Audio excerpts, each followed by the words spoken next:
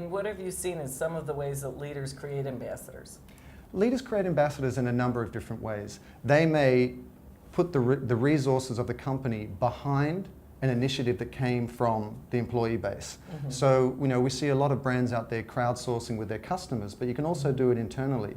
We are so much smarter and so much more creative and effective together than we are alone. And for too often in the corporate world, we sort of sequester ourselves away in these locked-doored rooms and we're going to innovate now. And it doesn't usually work that way. As we're finding, in the broader marketplace and in business specifically, if we collaborate, if we give ourselves permission to make mistakes, if we allow ourselves to be human, we can be a lot smarter more quickly. So if you reach out to your employees and say, listen, here's the business problem we're trying to solve. We would love your input. They're already emotionally invested in the solution by the time you arrive at it. And I would use, an intranet or a message from the CEO to the internal organization or email to build that community of input so that you get the best ideas, you get the collaboration building into the strategy in the first place. And then when you turn around and say, great, we want to execute this internally, you've already got people invested in the solution.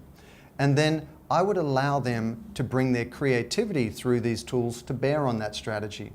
It's amazing today how the best ideas can come from any department. And in the same way we've got to dissolve the sort of silo of leadership, we've got to dissolve these labels that we have within an organization. And you see companies of all types reconstituting themselves now and rejigging their titles and hiring in a different, with a different set of priorities. And you need to say, great, we've sort of effectively crowdsourced this strategy internally. Now that we have the strategy in place, how do you think we should roll this out? And use all these tools to that end.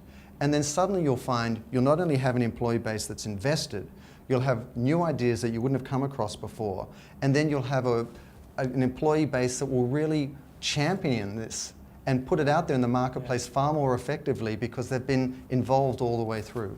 So not only do you need to listen to your employees in the first place in terms of developing a strategy, but once you do go to market with it, you have to listen very acutely to how your customer base responds.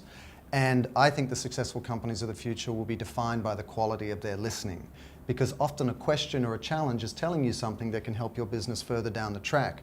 But if you imagine an echo chamber, you put sound out there into the marketplace, it bounces back to you. You can then capture that if that's good and amplify it, or if it's negative, you need to sort of fess up for making a mistake or take responsibility for it, or reach out and say, this was wrong, we accept full responsibility, this is a way we'd like to make it up to you.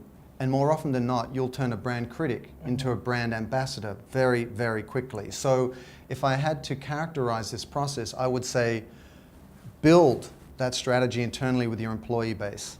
Then reach out through different conversation channels and allow them all to have their own resonance to create some sort of organic movement behind what you're trying to achieve. When you get resonance from that and you get input back in, then amplify it if it's positive. If it's not, be accountable for it and do damage control as quickly as possible.